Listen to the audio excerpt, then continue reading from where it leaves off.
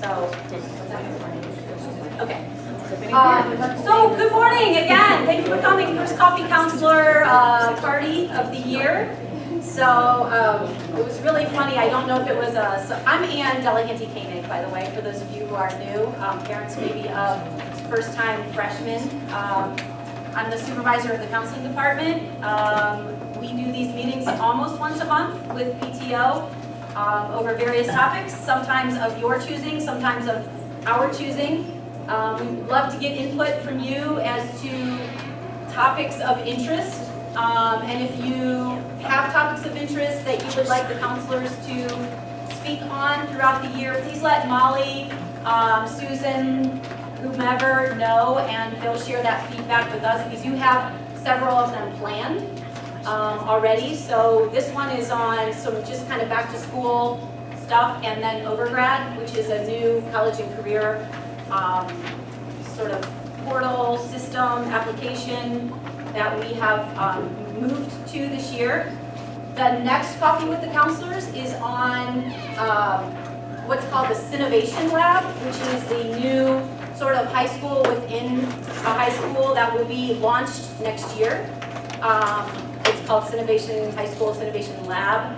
And Andrew Wheatley and Ashley Warren, one of the assistant principals, will be the presenters along with us next month. So that's something that's really interesting that you might want to come and learn about and see if it applies to maybe your son or daughter, or just kind of like the vision or direction of some things that are happening in Sycamore High School. So very, very cutting edge, very cool opportunity here. So that's October 18th-ish, somewhere right in the middle of 20-something.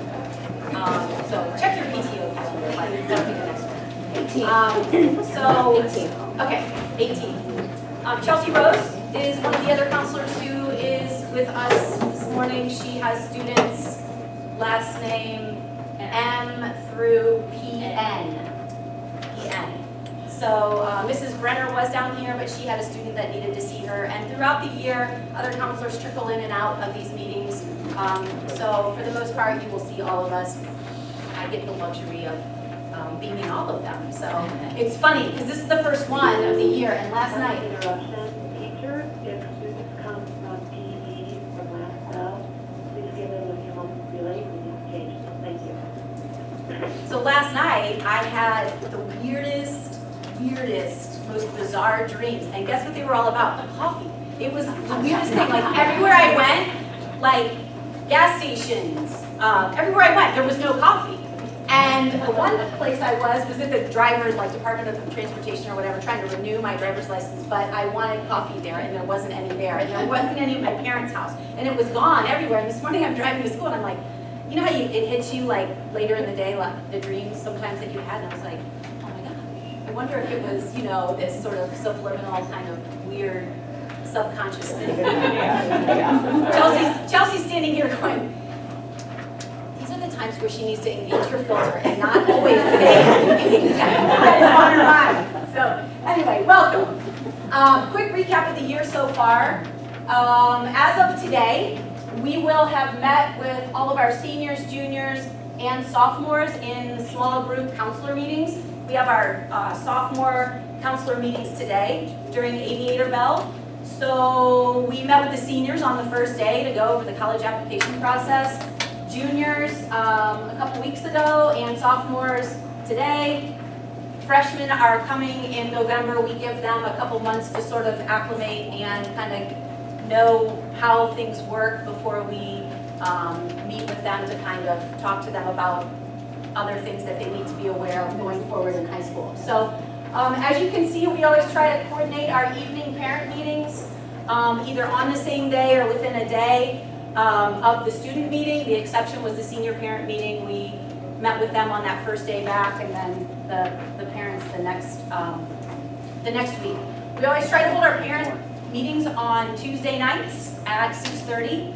And they have been unbelievably well attended so far. The senior meeting had over 300 parents. It was awesome. Junior meeting was probably around 200. Sophomore meeting, I don't know, around 100-ish, maybe a little bit less than that. But we think a lot of that has to do with, we like to think a lot of it has to do with the information that we provide is valuable and a time for everybody to kind of come together and hear that.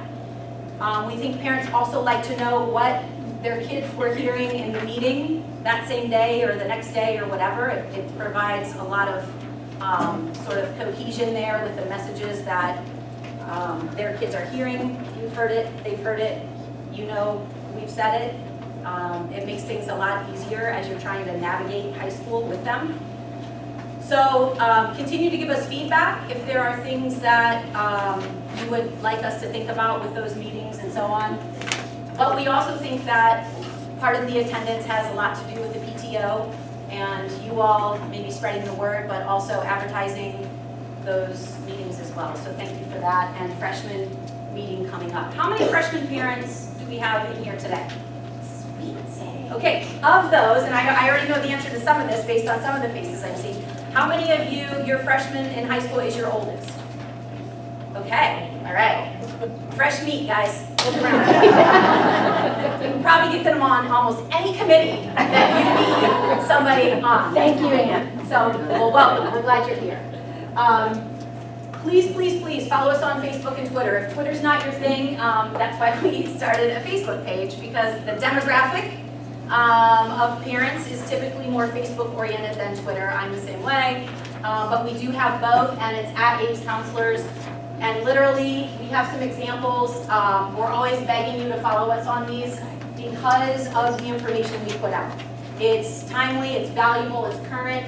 Sometimes it can save the day with the deadlines and information that are on there. But if you kind of look, we put things that are very pertinent to all grade levels, and also are kind of putting dates and explanations of a lot of different things, videos, links to tutorials. So we don't try to flood our Facebook page with just funky, cool stuff. We definitely try to make sure that it's very rich with information that is very timely. And the same information goes both places, so don't feel like you have to follow both because you missed something, one or the other. Just pick whatever is your favorite. Yeah, and so we have a social media marketing class here at the high school, and this is the first year for it. So Mrs. Brenner and Mrs. Brenner is in charge of our Facebook page, our Twitter page, and our counselor page on the website, which if you've been here for the last couple of years, you know that that's been one of our biggest initiatives, was to make sure that the counseling part of the high school webpage was very up to date, very current, and has everything on it that we do. So Mrs. Brenner and I met with the social media marketing class last week, and we asked them to help promote us on social media, and they were awesome. And they were like, you know, giving us these great ideas, and I'm like, we'll do everything but Snapchat. So we're not going to have a counselor Snapchat page, nor do I want any, you know, part of their Snapchats. So they gave us some really great ideas of how to, you know, all those little like web crawlers out there that know what people are searching for in the area and then can suggest our Facebook page or our Twitter as something they might want to follow based on things that they're searching. So if you could like our stuff, that'd be awesome. And if you could share some of our posts, that's the best way that we can get more followers is from you guys. So, and it's just that communication that makes your life easier, our jobs easier, if everybody's kind of seeing the information that we want them to see. So,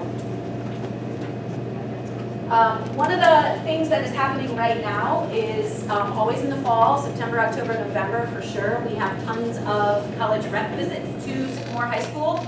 This is just part of a long scrolling page of I think 90 right now that are scheduled for Sycamore High School between the first day of school and I think it's into November right now. But because there are national college fairs in Cincinnati in October, there are a ton of schools coming the second and third week of October because they're in town, so they hit all the high schools in that one trip. We will give you information on how to access the document with the college rep visits. We've given it to all the juniors and seniors who are the 2 grades who are allowed to come to those meetings.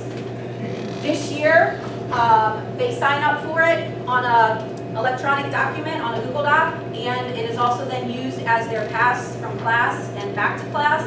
It is also used as an excused absence from that class if they are on the list and sign up the appropriate ways, and we gave them all the steps to do that. It was also in the senior and junior parent meetings as well.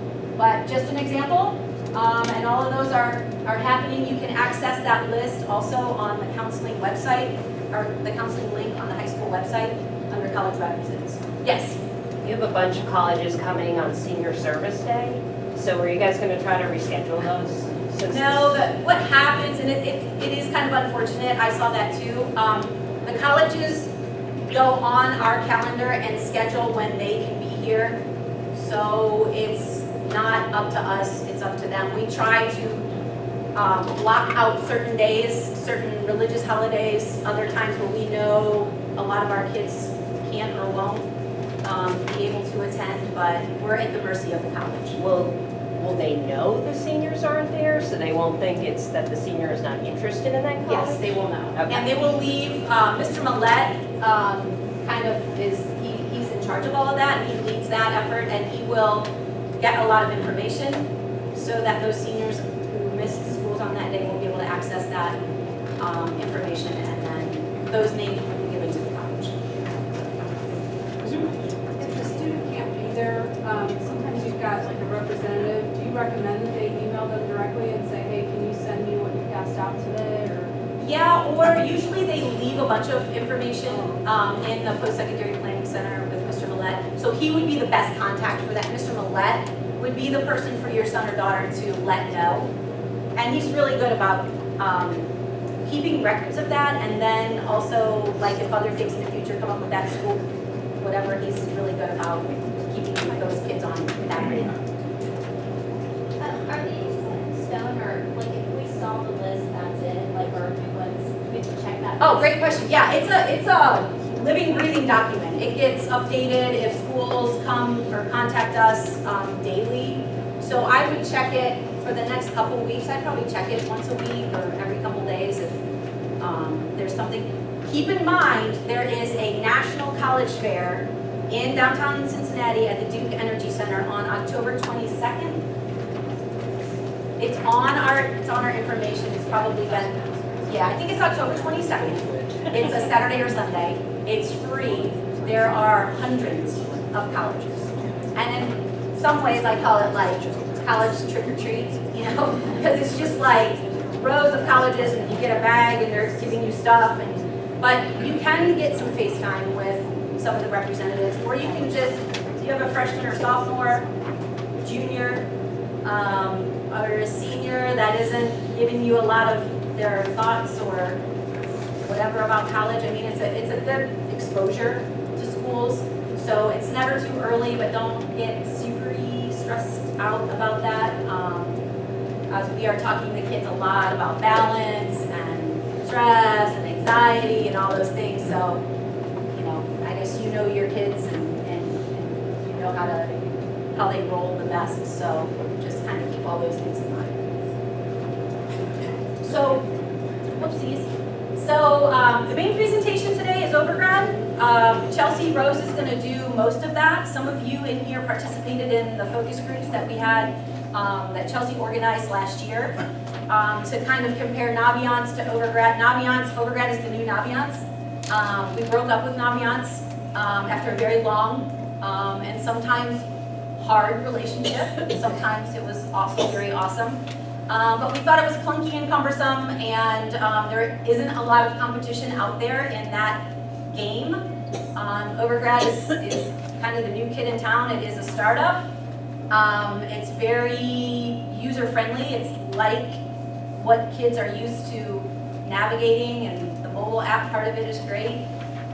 So we're learning, and we're loving lots of it. The main thing that we love is the responsiveness of Overgrad. Literally, the CEO of the company, who's like 12, is like, Chelsea will call him and say, hey, we really like it to sort by counselor, only that counselor's students, so when I pull up my stuff, I don't have the entire senior class, I just have my GHIs. And it was like done. and, you know, suggestions that we make, recommendations that we make, we literally have like, you know, direct access to the top 2 guys in the company. They have won a bunch of millions of dollars in venture capital money.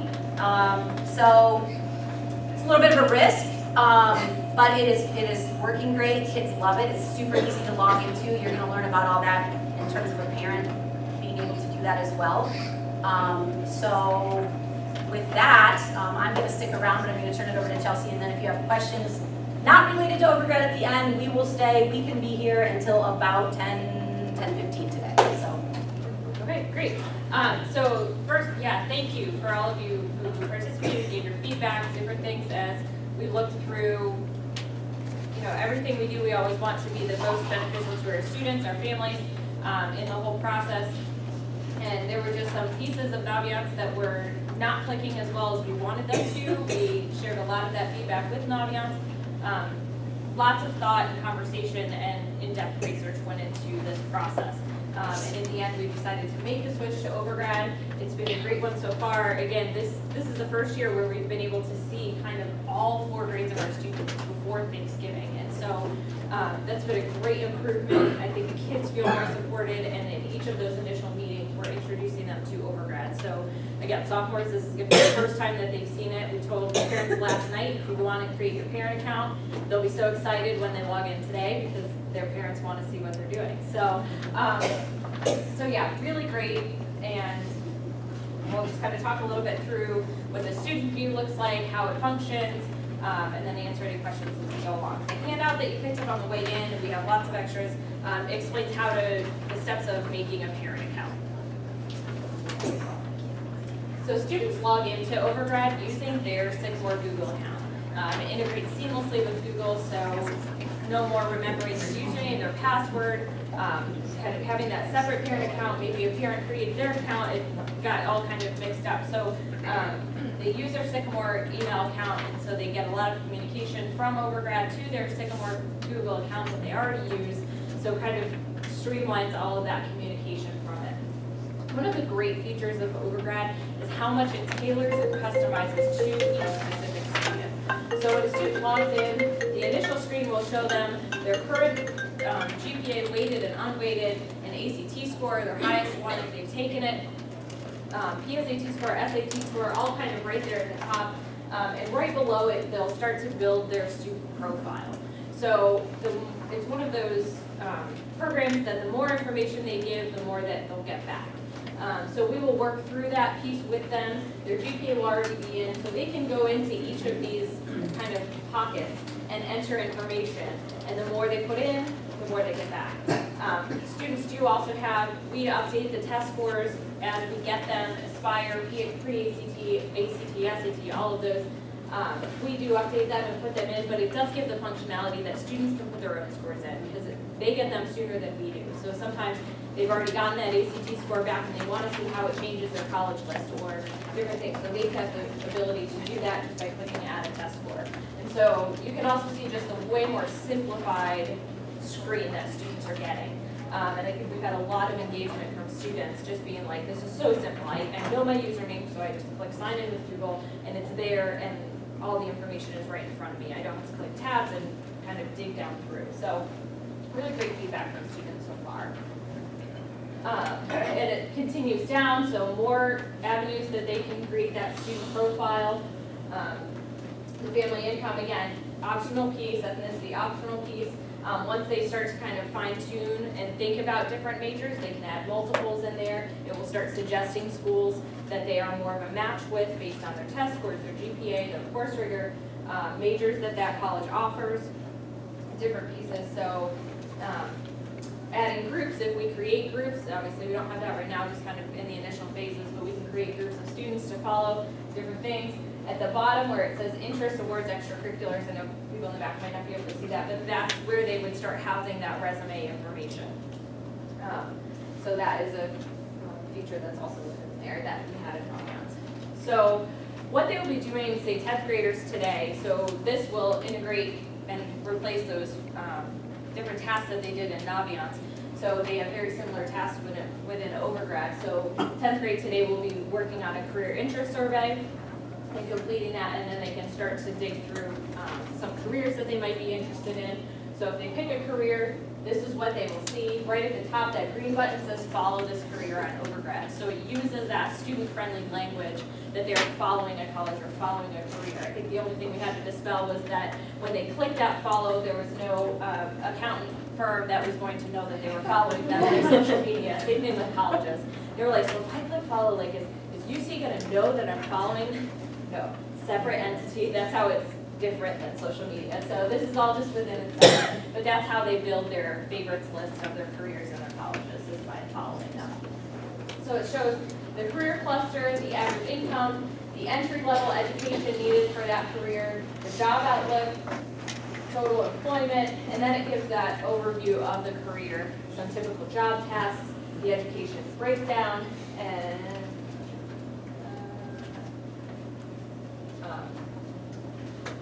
sorry, down the bottom. On the right-hand side, it will give them four-year match institutions. Again, based on the information that they've put in, GPA test scores, those types of things. These are four-year institutions that offer a major that would put you on this career path that you match with, meaning that you have a high likelihood of being accepted to. Yes? If the child's still undecided and has two areas of consideration, can you put multiple? Yes, yes, yes. We want them to add multiple. So again, more information on the career research, and then starting to give more schools that are related to career, kind of guide them through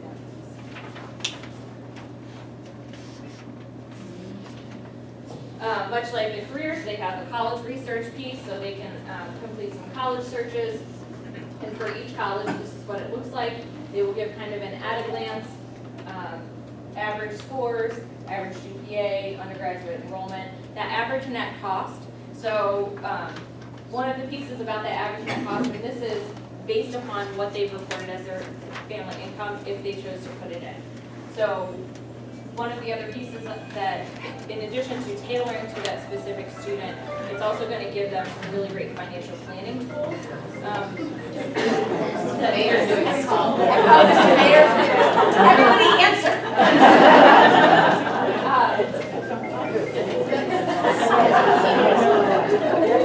Can you text him? Yeah, I'm gonna be like, stop it, you know this is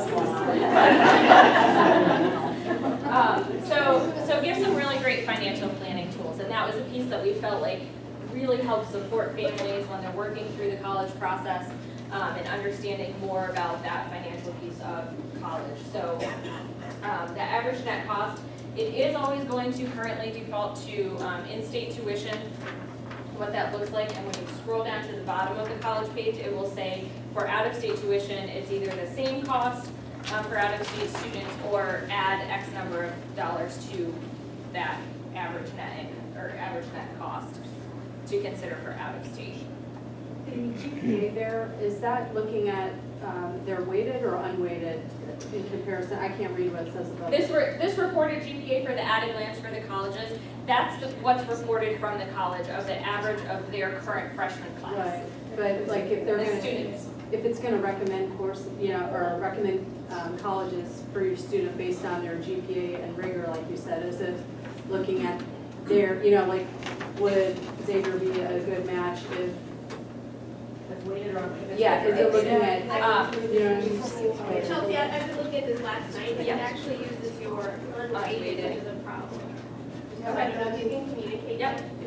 Yep. Can I just say, my son had the same thing, he was saying, my GPA is not high enough, if it's weighted it is, but it doesn't take weight. Okay. So something's wrong on that. Yep. Would you like to call the CEO? Does that mean college can get weighted? Not all. Depends on the colleges. A lot of them don't even would. When you were saying Hold on, question in the back. it shows the in-state tuition, does it show the in-state tuition just for Ohio schools? Or is it, I mean, does So it's it, in-state tuition regardless of the school. For Always in-state tuition for that specific. that would be an easy fix. So thank you for that feedback, I will pass that along. So that's just kind of a general guideline, working through that. Again, it's, you know, suggested, so.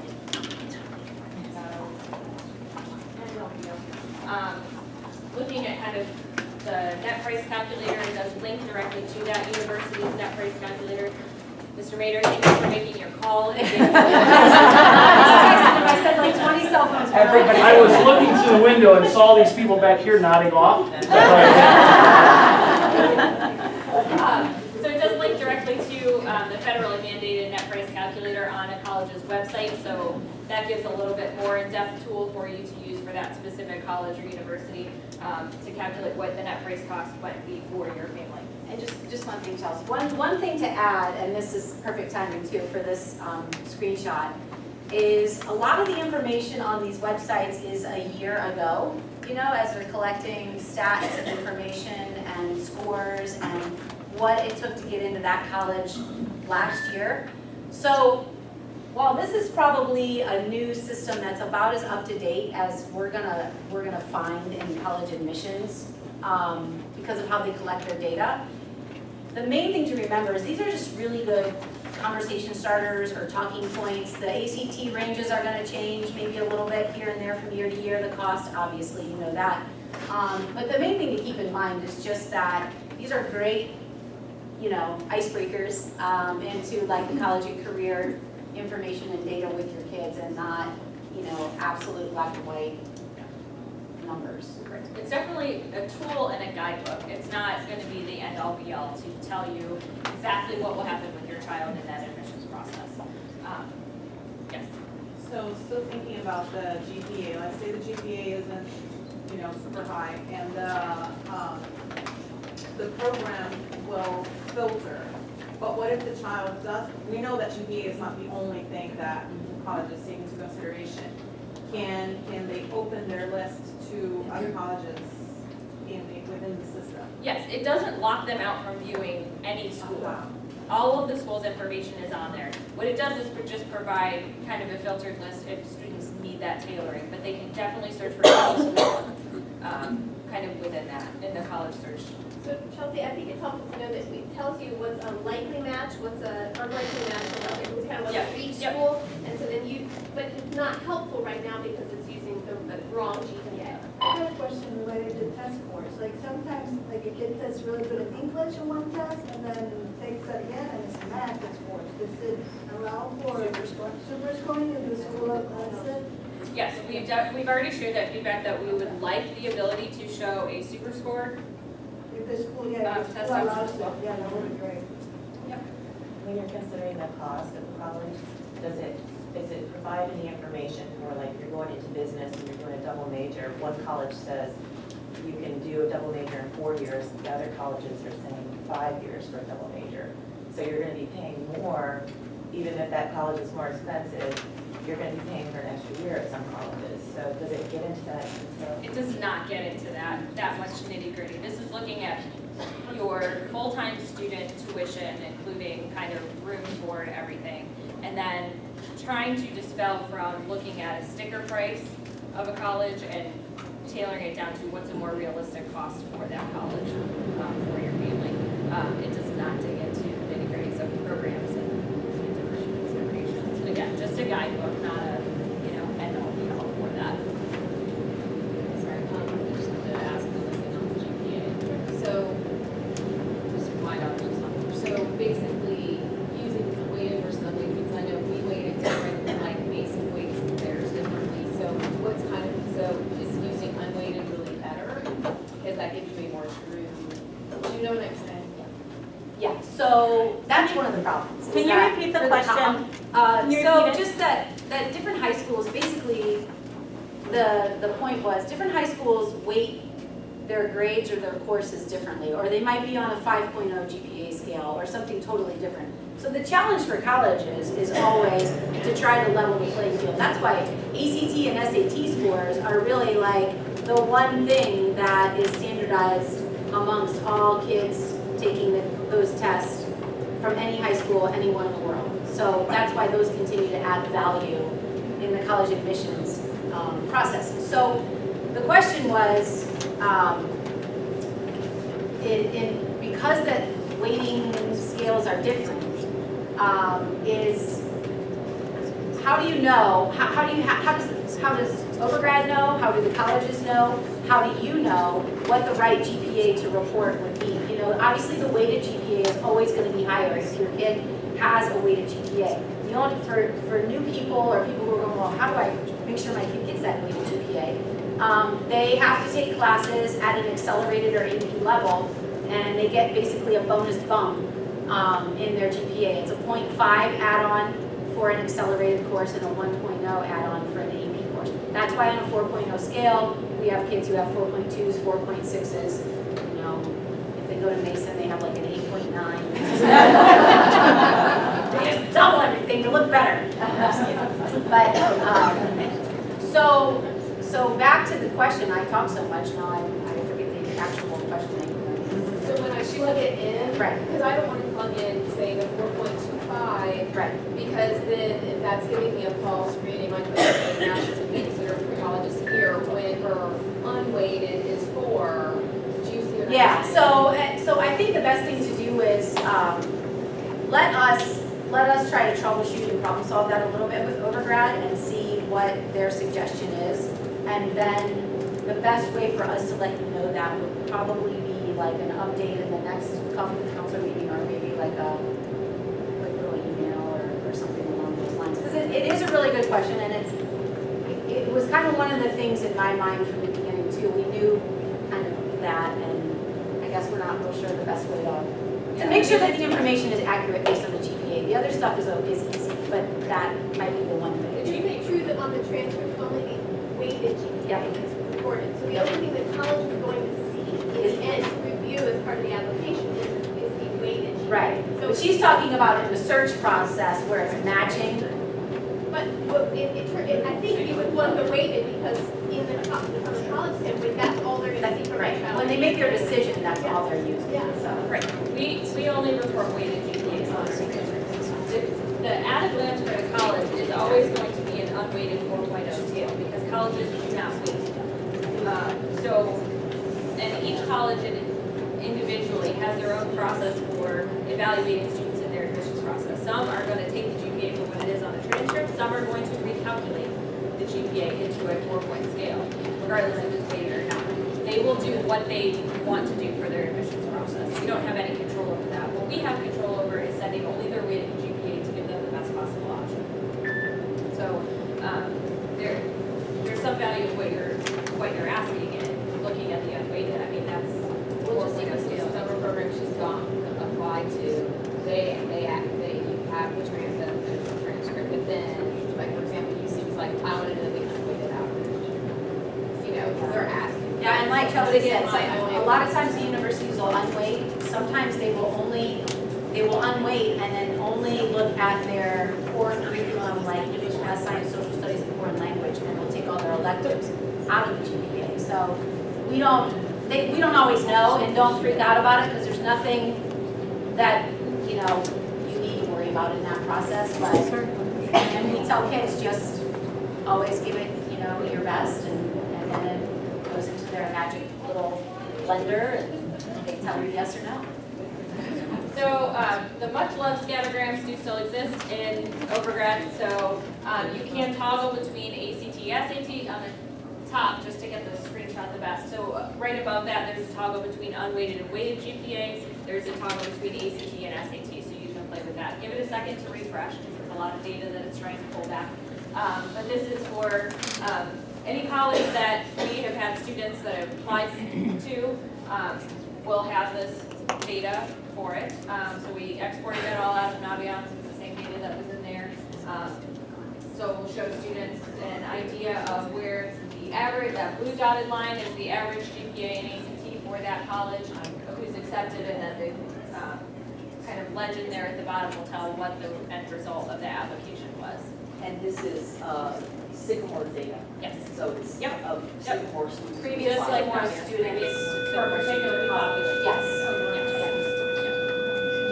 do you find it? 'Cause I was looking exactly for that. Did you find It's it? down at the very bottom of the of the college. But again, we have to have had students that have applied to that college, so. Is it like done some sort of calculation for the change in the SAT scoring? Because wasn't it in 2016, it was a different system to 2000? Yeah, I think when you can toggle between, it will say SAT 2400 or SAT 6060. If you're interested in applying to an international college, for example, you want to know, of course, the quality of education, English instruction, what are the price of what we pay here. Would they have a database of well-known, I understand it's going to be a hard one. Right, but of the currently well- they don't have a database of the international schools, because their admissions process is sometimes so much different, Right. and don't always consider the same test scores, it's hard to quantify that. The best place for those international schools is still going to be from their specific website. If a student from Sycamore has not gone to the school you're looking at, can you still get information on just, in general, who Yeah. people in the United States have been accepted based on GPA? Yes, you will still get the information, you just won't have a scattergram. They still have a college page, it just won't But it have that doesn't, set. so they don't make scattergrams for just general. Correct. Yeah, yeah. We're just saying that they will hours on this. Because for this specific. What can I see what's accepted, but the red one is. So I don't. just telling me that most of the. And I did not make this slide from the junior presentation, so I'm not sure which college counselor pulled this from. Yeah, they don't all look like that. So, yeah, they definitely don't all look like this. There are so many more, more grades to that side, you'll see a lot more. It just depends on the specific school. When they were entering their GPA and all that, were AP scores for the college credit tests in there too to help? AP scores are currently not in there. We are intending to house them there. It does have the capability to do that. There's some data things on Sycamore's end that we have to sort out. But it doesn't take into consideration AP scores since those aren't used in the admissions process. There's not anything that would kind of weigh them one way or another. They can input their course rigor, and that's where those AP classes will kind of improve their feedback from the program. But as far as your scores specifically, it would just be placed for them to view those scores. About the AP scores, do they have to ask the AP Center to send it to the colleges? Yes. Is it part of the enrollment process or? AP scores? Yes. So, yes, they have to request that their AP scores get sent to the college they end up attending, just like Directly from college. So is this after they accept the college? Typically. Okay, I'm going there. Yeah, so typically how that works is, let's say it's UC, and they're accepted and they're going to enroll in UC.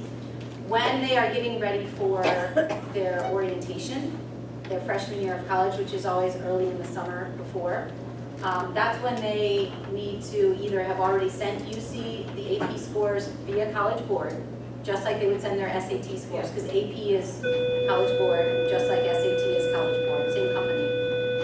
So they can send those scores electronically to the school they attend, or they can bring records in for orientation, so the college can determine what they get college credit Okay, so for. it's not part of the college board process now? No. Okay, thank you. Nope. The only part of the college admissions process that AP plays into is the rigor of their high school curriculum and then also their grades that they got in those classes. And So as a student is searching through colleges and they're following colleges, it will start to build their list for them. So then they can go to this college comparison page where they can start to see each of those schools, the different criteria, and it will give them a colored graduation cap. There's a legend there at the top that kind of says, if it's green, you are perfectly on track in that area. If it's red, you're falling below that. It needs improvement. Different pieces, and then on the left-hand side, you see like a green says it's a match school, a red is a reach. There's also a yellow that's a likely match. So maybe there's just an area that they can improve that would give them a better chance of getting admitted there. But again, guidebook, not the end-all be-all of what the admissions decision would be for your child if they were to apply to that school. The award letter comparison, so as seniors, they will get access to another tab that's called applications. So that's where they will input their application information, and they can have access to a few other tools that is not necessary for grades below senior year. At the end of their senior year in the spring, when you start to get all those award letters from financial aid award letters from the colleges, they have a tool that they can input all of that information, and it will build this comparison graph for them, so that they can say what the university was, what the cost of attendance, and all of this information comes from that award letter that they will receive from the college. They can put in all the different offers, so then at the very end, they can see what their unmet need for that specific school is. You can see it all side by side, what it would cost your child to attend that specific college-based university. So just getting that idea and what you may have to come up with. So, letters of recommendation, you know, we could put them before, like, she had a couple of napkins before. She said that, like, they're gone, you can ask again. Can she put them here, like, what happened if she's doing college ad, social? How do we do that with the? So going through the application process, she's working the on. recommendation letters from her teachers, so. For this year? Yeah, like, for example, for Navians, they were already Navians. Yeah, it's totally, it's basically the same. Okay, so you can still put them there and you can go either way? The teacher recommendations do not go through Overgrad, they only go through Common App or from Coalition. They didn't really go through Naviance either. They were sort of recorded in Naviance, but it's, don't think of it like that. So the teachers basically send the letters of recommendation. If it's a Common App, they send it straight through Common App. If it's a non-Common App school that she has applied to, the recommendation letters go a different way. So you need to ask for them separately. Okay. Do they have to request it through Common App, or can they just go directly to the teacher? We ask them to do both. Well, they have to request it through Common App, For it to be sent. but we ask them to have a personal face-to-face, just quick little conversation with the teacher too, to let them know that it's coming. When they request it through Common App, they have to put the teacher's email in the box of the teacher they're requesting. The teacher is then emailed a link directly to saying, you know, Susie Smith has requested a letter of recommendation via Common App. The teacher literally has access to the link to be able to do a recommendation through that email. Or anyone. Right. The counselors are the same way. We get the same email from your child to do the recommendation. Sorry, Paula, they're not supposed to get the letter directly. Nope. No. Some teachers do. They're not, I mean, you know, but some teachers do. But how would they submit that if they can't? They can't. Okay. It has to either be submitted via Common App. If it's not Common App, then we ask students if they're gonna have the teacher mail it to provide them an addressed envelope with a stamp on it to the teacher where it needs to be mailed. So about that, my son is in the middle of, he spoke with the teacher, okay? You send them in a regular email, they ask for something, write the thing. When does it send the connection to the Common App? What is the process? Anytime. Okay, so they're working on their letter and then they will send it to the Common App thing? He can, yeah, and if he's ready to submit his Common App part of it, he can submit. He doesn't have to wait until anything else is done. The kids can, and we've told them this, they can submit whenever they're finished. Everything just merges together when it's all there, when it's Okay, that's my done. next question is, we filled up the Common App, we're almost done. Congratulations. And And really, the essays, yeah, there were the essays. you can move on in life. Okay, yes. So we can, but we didn't send it to the colleges because we feel like, I don't know. Do we have to wait for the ACT? Nope. No, You just go, girl. I got the answer. He just goes. I feel like I don't have all the information, I don't know where to send it. Yeah, you just go. When the student side of it is finished, Yeah. they can submit. They don't have to wait for ACT scores or even like say they're taking the October ACT and like hoping and praying that, you know, it's right. And that's fine. Anything that, okay, good, thank you. Just go. Freeze up your whole entire day, get a part-time job. That's the question we have in the information, is what the just in overgrad. for them to apply at that stage, just isolated, once you go to the college? It's just a tool that is all housed within overgrad. There is no connection to college. All for exploration purposes. So again, seniors, they get that application tab for each college that they add. They get their own application checklist so that they can track where they are in the process. And these are all suggested steps. Maybe every student is not going to do these steps, but these are very typical steps. So there's preparing the application, there's essays, there's letters of recommendation, test scores. It kind of goes on, but they have a checklist for each college. What's really great for us is that we have access to see this checklist as well. So kind of streamlines, again, that ability for us to stay on top of students without pulling them out of class. Where are you? Explain to me all of that. We can kind of check in and say, hey, I've seen, you know, it has a messaging tool, so we can say, hey, I see you finished your essay. Do you want me to look at that? Are you good to submit it? Just kind of keep that open communication. On your parent account, you can also see those messages that go back and forth to see if your kid did message us. But that's just what is within overgrad. Is there any method of the Common App that if a step is missed, triggers some reminder? So using the Common App dashboard, there are things that are required that if I need to click on a certain button, I would need to know what's required. I can find that out. Yeah. So Common App does a pretty great job of not letting you fully submit anything if you don't have a green check on every box.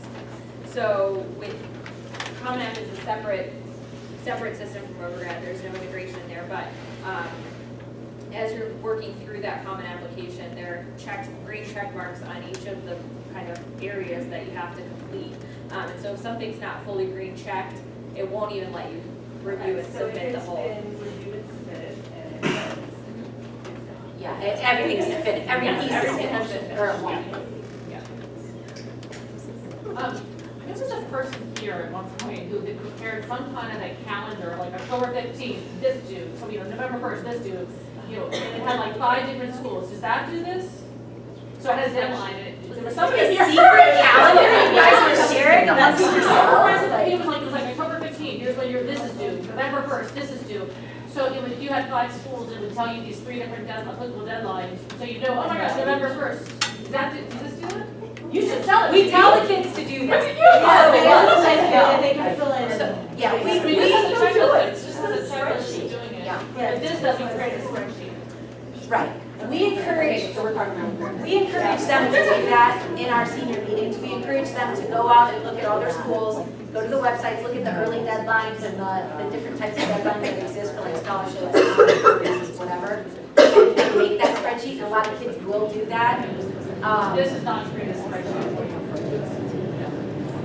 Under the application tab, they do, once they've added the schools as schools I'm applying to, then they have to input how they're applying to that school, if it's a Common App Coalition, to the specific university's website, however they're applying to that, and then it will build a list and what type of application they're completing, if it's really action real decision. And this, I'm sorry for non-senior parents who aren't in this mindset. This will all make sense, I promise. They will select that information, and then there will be a grid that tells them, this is the school, this is how you're applying, this is how you've requested your transcript, and this is your deadline. So it does at least track their deadlines for all of their application to be submitted. This checklist is the best place for them to keep track of the steps that they have to do for that application. But it's not going to kind of spit out a spreadsheet. Just one thing that might calm some senior parents of seniors, not senior parents. We will be meeting with them again the first Wednesday in October, the Wednesday before the PSAT, in those counselor small group aviator bell meetings to reiterate all of the information of the college application process that we talked with them about on the first day. So the process, the deadlines, the overgrad, the Common App, all of that information, we will go over them again. We strategically put that there because it's in advance of any of the early deadlines that are out there. So we will be talking with them again. But remember, on the Sycamore High School website, under the counseling tab, over to the left, literally every presentation we've given, every handout they've received, every how-to video tutorial, everything is literally on there, step by step, from how to request a letter of recommendation, to how to sign up for a college rep visit, to Common App tutorials, to overgrad tutorials as well. But we will be sitting down one more time with those seniors in early October. The other piece that is available to them is a scholarship search. So there are two tabs. There's a scholarship search that's a national search. It's very similar to one that was in Naviance. Uses the same Sally Bay data that it feeds from. And they awesomely imported our data. So we keep a Google spreadsheet that we've made public to students. We've used it for several years. And they integrated it right into overgrad. So students only have to go one place. They click on the other tab that says scholarships, And it's live. and it populates our Google sheet that Mr. Sweeney updates on a regular basis for any scholarships that come directly into our office that are specific to our community or our students have been awarded in the past. It's exactly what you'll see. You can also access that on the website, so you don't have to log into your account, into your student's account to access this. It is available, again, on our counseling website through Sycamore.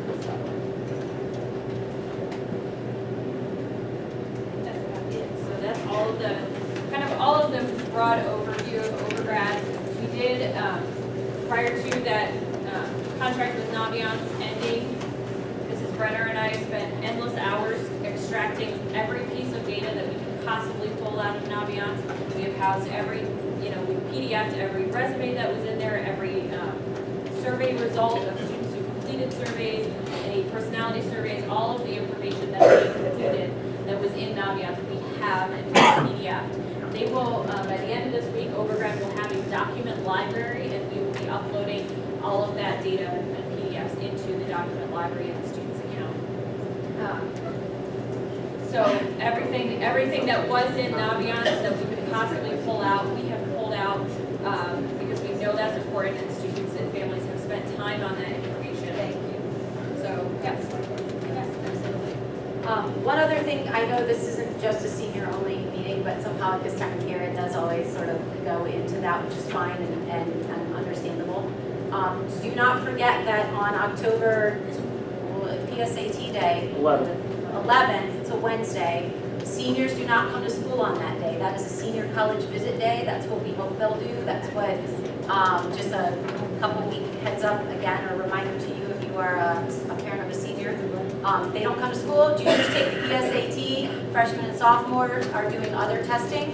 Seniors have that day to go out and visit a school, work on college applications, maybe find somebody to shadow if their applications are finished, some sort of career exploration. Mr. Mader, anything on that or anything quickly? And Mr. Sweeney had joined us a while back. Anything? Other announcements? Other announcements, we just confirmed yesterday morning with a company called High School Nations.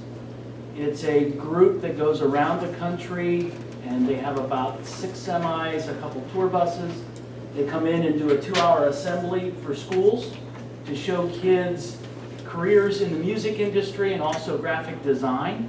It's an interactive assembly. It'll be out on the practice field. The Plain White Tees will be performing for them. You know them.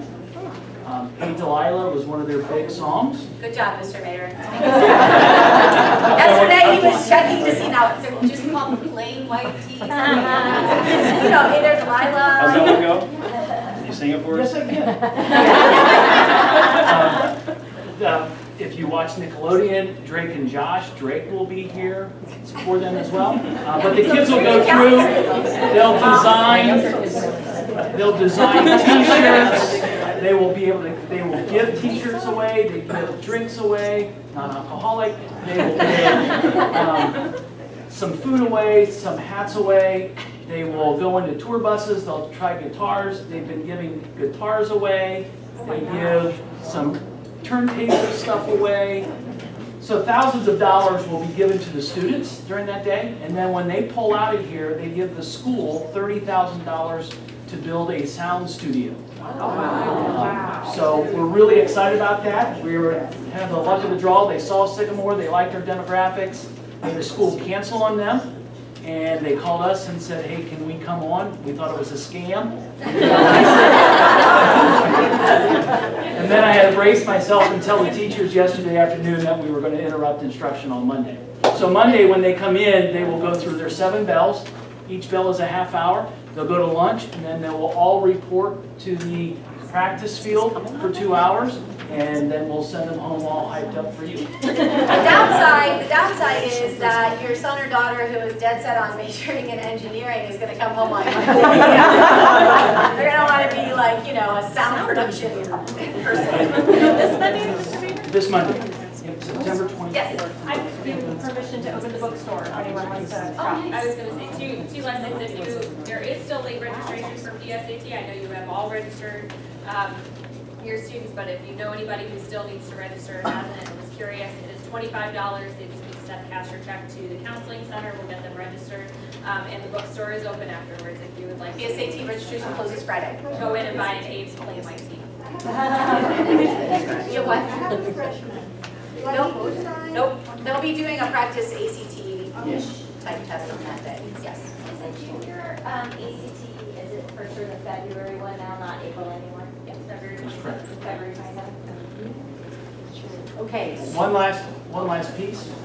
We appreciate your understanding of our search today. We had 7 drug dogs here. We searched classrooms, locker rooms, and the parking lot. That is to keep your students and all students safe, to be completely transparent. We know that there is a new wave of marijuana that the kids are using, and that is through edibles. So Rice Krispie Treats is a big favorite. So if you see Rice Krispie Treats that don't look like real Rice Krispie Treats, that should be a red flag. They look super organic. There's also suckers going around that have THC on them that they're using. So suckers.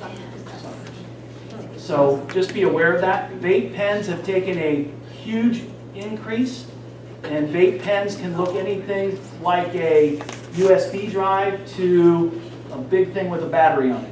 And they can say that they're only using it to smoke Jolly Ranchers because they have a flavor, Jolly Ranchers. But they're also, some of these products are nicotine laced, and there's also a product called Dab that's out there. Dab comes in a little container. If you know what Carmex looks like, it comes in a container like that, and it looks like earwax. And they'll take that, it is powerful THC that they put in the vape pen, and they will smoke it.